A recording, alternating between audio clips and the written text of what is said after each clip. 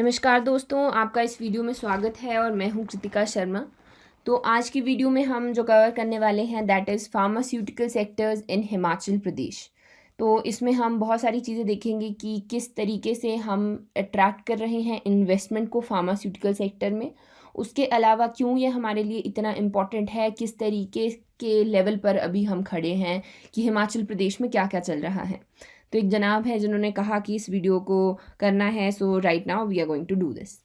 Okay, तो अगर आप हमारी लेक्चर्स के पीडीएफ डाउनलोड करना चाहते हैं वो आपको हमारे टेलीग्राम चैनल से मिल जाएंगे, जिसका लिंक डिस्क्रिप्शन बॉक्स में दिया गया है। उसके अलावा अगर आप घर बैठे तैयारी कर रहे हैं तो हमारी ऐप को डाउनलोड कर सकते हैं एंड वहाँ पर बहुत सारे आपको कोर्सेज अवेलेबल मिलेंगे, उन्हें ज़रूर देख लीजिएगा। तो चलिए शुरू करते हैं। तो यहाँ पर हिमाचल प्रदेश जो है ये बेसिकली थर्ड रैंक करता है ग्लोबल फार्मास्यूटिकल हब्स में, और हम कम से कम 200 कंट्रीज़ को यहाँ पर एक्सपोर्ट करते हैं। जितने भी टाइप के हम ड्रग्स यहाँ पर बनाते हैं, चाहे वो बल्क ड्रग्स हो या फिर दूसरे हों, राइट। तो यहाँ पर कुछ वर्ड्स हैं। देखिए, फार्मास्यूटिकल जो पैकेजिंग है वो बहुत ज़्यादा इम्पॉर्टेंट है इंडिया में, और बद्दी जो है स्पेशली उसे होम कहा जा रहा है फार्मास्यूटिकल कंपनीज़ का। इनफैक्ट स्टेट की जो 35% डिमांड है पूरे एशिया की, वो हमारा हिमाचल प्रदेश यहाँ पर कवर करता है। तो ये जो वर्ड्स हैं ये एक जर्मन मैन्युफैक्चरर के हैं, स्कॉट काइशा, जिन्होंने अभी इन्वेस्ट किया है पिछले ही साल हिमाचल प्रदेश में। ये एक मैन्युफैक्चरर हैं ग्लास फार्मा पैकेजिंग के। तो इन्होंने अपना एक यहाँ पर यूनिट सेटअप करने की बात की है। तो ये एक इंडो जर्मन जॉइंट वेंचर रहेगा जो कि इस तरीके का आपके पूरी कंट्री में भी फर्स्ट है, एंड फर्स्ट यहाँ पर हिमाचल प्रदेश में खोला जा रहा है, राइट। फिर अगर हम हिमाचल में देखें तो बहुत सारा पोटेंशियल छुपा हुआ है। जैसे कि अब ऑलरेडी जिसे हम हार्नेस कर चुके हैं उसे देखेंगे अगर, तो 35% एशिया का फार्मा प्रोडक्ट हम प्रोड्यूस करते हैं।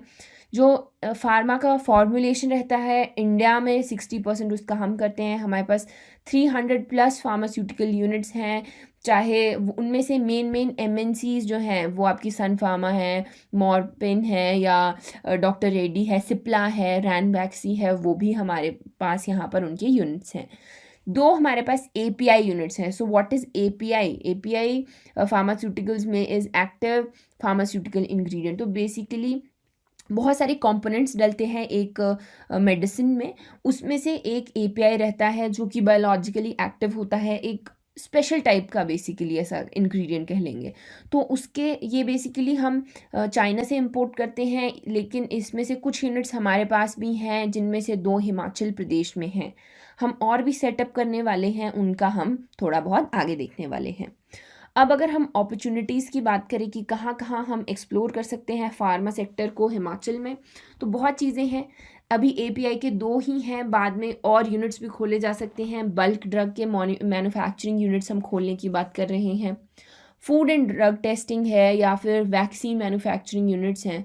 तो इस तरीके की बातें यहाँ पर की जा रही हैं। लाइफ साइंसेज से रिलेटेड भी जो मैन्युफैक्चरिंग यूनिट्स हैं उन्हें भी हम यहाँ पर खोल सकते हैं। सो this is about the potential. अगर एग्जाम में लिखने के लिए आता है तो दिस इज़ द पोटेंशियल। अगर हम देखें तो हमारे पास कुछ बड़े और छोटे कंपनीज़ को मिला के 128 हो जाती हैं, वेरस जो इसमें आपके एमएनसीज़ हैं वो इंक्लूडेड नहीं है।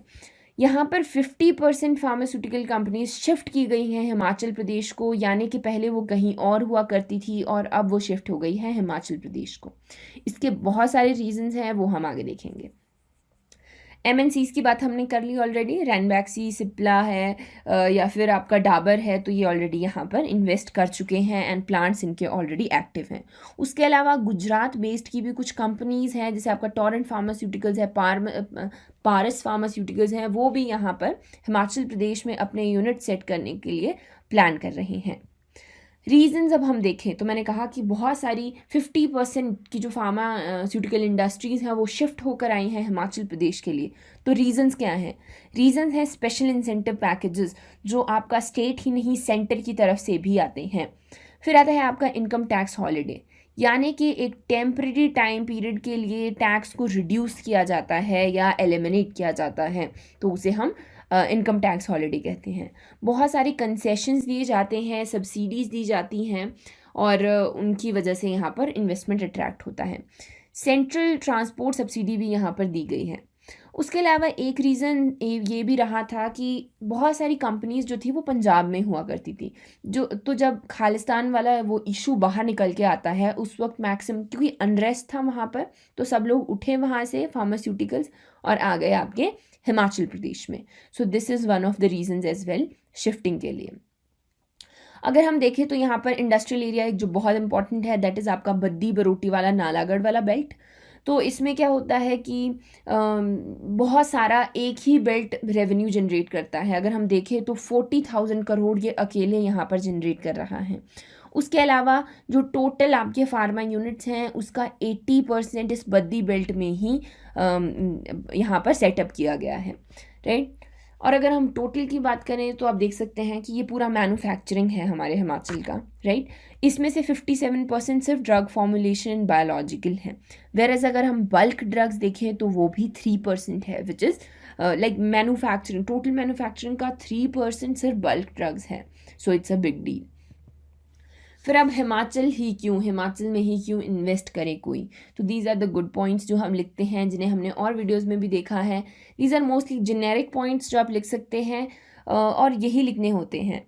फर्स्ट आपका आ जाता है कि जो आपके यूनाइटेड नेशन के सस्टेनेबल डेवलपमेंट गोल्स हैं 17, उनमें हम बहुत अच्छा परफॉर्म कर रहे हैं। नीति आयोग की जो रिपोर्ट है आई थी उसमें पूरे कंट्री में वी आर रैंक नंबर 1। उसके अलावा गुड गवर्नेंस में भी हमें प्राइज़ मिला है by the public affairs index, जिसमें हमने स्टेट लिया है, आपका रैंक लिया है, ठीक। और जो लिखने वाली बातें हैं, those are consumer friendly state है, पानी की कमी नहीं है, अच्छी पॉलिसीज़ आती हैं सेक्टर के लिए, फास्ट मूविंग स्टेट है। फिर लार्जेस्ट फार्मा हब है एशिया का। आपका एनवायरनमेंट बहुत अच्छा है, क्योंकि जब एनवायरनमेंट अच्छा है बेसिकली हमारे पास हर्ब्स और मेडिसिनल प्लांट्स हैं, राइट।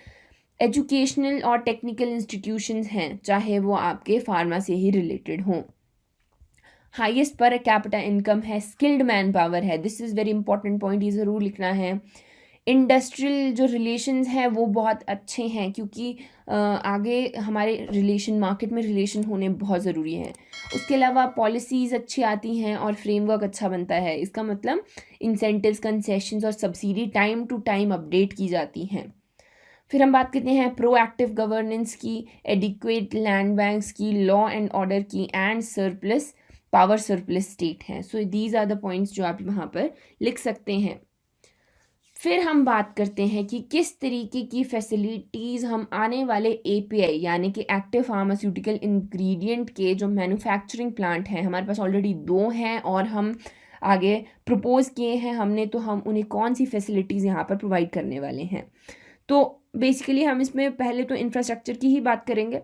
हम यहाँ पर थोड़े हमें पॉइंटर्स देखने हैं, अंदर वाला मटेरियल थोड़े टिपिकल टर्म्स हैं, वो देखने की ज़रूरत नहीं है। लेकिन अगर हम बात करें टेक्निकल फैसिलिटीज़ में या सप्लाई चेन मैनेजमेंट में, तो हम इसमें बात कर रहे हैं बहुत सारी चीज़ों की, जैसे फ़िल्टर्स लगते हैं, सेंट्रीफ्यूग्स हैं, या फिर आपके थोड़े बहुत और जैसे ट्रे ड्रायर्स यूज़ होते हैं।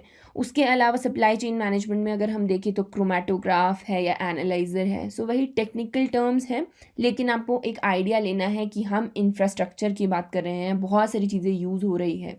इंजीनियरिंग सर्विस फैसिलिटीज़ हैं, तो इनके बारे में हम लिख सकते हैं। और कौन सी फैसिलिटीज़ हम दे सकते हैं, फार्मा फैसिलिटीज़, चाहे वो आपका रॉ मटेरियल हो, रॉ मटेरियल आएगा तो किस क्वालिटी का आएगा, कहाँ से आएगा, तो इन सब चीज़ों की बातें।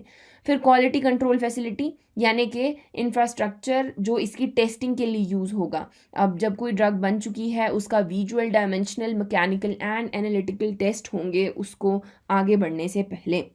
रॉ मटेरियल जो आएगा उसको हमें स्टोर करना है, क्योंकि इसके जो इंग्रेडिएंट्स होंगे उन्हें कंट्रोल एनवायरनमेंट में रखना पड़ेगा। सो रॉ मटेरियल की स्टोरेज की हम फैसिलिटी यहाँ पर प्रोवाइड करेंगे।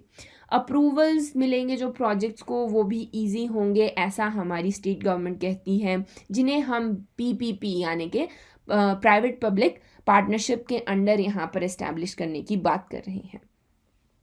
फिर हमारी जो गवर्नमेंट है वो एग्जैक्टली कर क्या रही है इन सब चीज़ों के लिए। तो बहुत सारे हम यहाँ पर आपके स्टेप्स लेकर बैठे हुए हैं, जैसे कि 3 बड़े लार्ज एपीआई प्लांट्स हम क्लस्टर्स या मेगा पार्क्स यहाँ पर इस्टेब्लिश करने की बात कर रहे हैं विद ऑल दी फैसिलिटीज़, चाहे वो आपकी अब बनाने की स्टोरेज फैसिलिटीज़ थी या टेस्टिंग फैसिलिटीज़ थी। उसके अलावा हम बहुत सारे इंसेंटिव्स, कंसेशंस और सब्सिडीज़ की बात करते हैं, जिससे कि आने वाले इन्वेस्टर्स को कोई प्रॉब्लम ना हो और इन जो प्लांट्स हैं इनकी मैन्युफैक्चरिंग अच्छे से चले। इनकम टैक्स के बेनिफिट्स, जैसे हमने इनकम टैक्स हॉलिडे की बात की, वो भी दिए जा रहे हैं फॉर इनिशियल ईयर्स, जैसे 10 साल के लिए है। कोई भी आपने नया प्रोडक्ट निकाला है तो पहले 10 साल के लिए। सिंगल विंडो क्लियरेंस भी दी जाती है। अब सिंगल विंडो क्लियरेंस हमने पढ़ा था, बेसिकली एक ही पोर्टल है जहाँ पर आप लॉग इन करेंगे, वहाँ से आपको सारा का सारा इन्फॉर्मेशन मिलेगा, फिर वहीं से आपको सर्टिफिकेट और चीज़ें भी मिल जाएंगी अपने जो आपका प्रोजेक्ट है उसके रिगार्डिंग। तो यहाँ पर एनवायरमेंटल क्लियरेंस भी आपको, अगर आपको एक यूनिट सेटअप करना है जैसे, तो उसके लिए आपको डायरेक्ट ही आपको एक पोर्टल पे ऑनलाइन, मतलब बहुत सारे ऑफिसेज के चक्कर काटने की ज़रूरत नहीं पड़ेगी, एक ही बारी में क्लियरेंस मिल जाएगा। सो इन सब चीज़ों की यहाँ पर बात की गई है। फिर अगर हम पॉलिसी सपोर्ट की बात करें, so this is not very important, लेकिन just go through it once, क्योंकि न्यूज़ में रहा है तो देयर इज़ अ पॉसिबिलिटी कि पूछ लेते हैं। आइडिया सा ले लीजिए, इसमें हम बात कर रहे हैं इंडस्ट्रियल डेवलपमेंट स्कीम की। इसमें भी बेसिकली सब्सिडी दी जा रही है, जैसे कैपिटल इन्वेस्टमेंट इंसेंटिव दिया जा रहा है कि 30% जो आपने स्टार्टिंग में मशीनरी लगानी है बड़ी सी, उसमें आपको 30% का यहाँ पर सब्सिडी दी जाएगी। तो इस तरीके की बातें इसमें की गई है। ये हिमाचल के लिए और उत्तराखंड के लिए आया था। उसके अलावा जो छोटी MSMEs हैं उनको भी यहाँ पर इंसेंटिव दिए गए हैं अंडर इंटरनेशनल कोऑपरेशन स्कीम। उसके अलावा छोटे छोटे और प्रोग्राम्स हैं जो आप देख सकते हैं, जैसे cluster development programme for pharma sector. So इन्हें आप एक बार देख लीजिए, like go through it once. Investable projects की अगर हम बात करें तो हमारे पास पोटेंशियल बहुत ज़्यादा है। हम यहाँ पर आपके इंडस्ट्रियल एरिया तो हैं ही, उसके अलावा बल्क ड्रग फार्मा पार्क्स हैं या बायोटेक पार्क्स हैं, उन्हें भी इस्टेब्लिश करने की यहाँ पर बात कर रहे हैं। अब हम क्यों करेंगे इन्हें? फर्स्ट देखिए, इनकी डिमांड बहुत ज़्यादा है। हमारे पास इंफ्रास्ट्रक्चर है ऑलरेडी, इंडस्ट्रियल बेल्ट। अब आपकी जैसे वो बद्दी, परमाणु, काला आम, पौंटा साहिब है, नीचे वाला सारा एरिया ये आपका इंडस्ट्रियल एरिया ही है, तो वो हमारे पास ऑलरेडी है। स्किल्ड मैन पावर भी हमारे पास अवेलेबल है, तो इसी के लिए हम वहाँ पर बल्क ड्रग फार्मा पार्क्स खोलने की बात कर रहे हैं।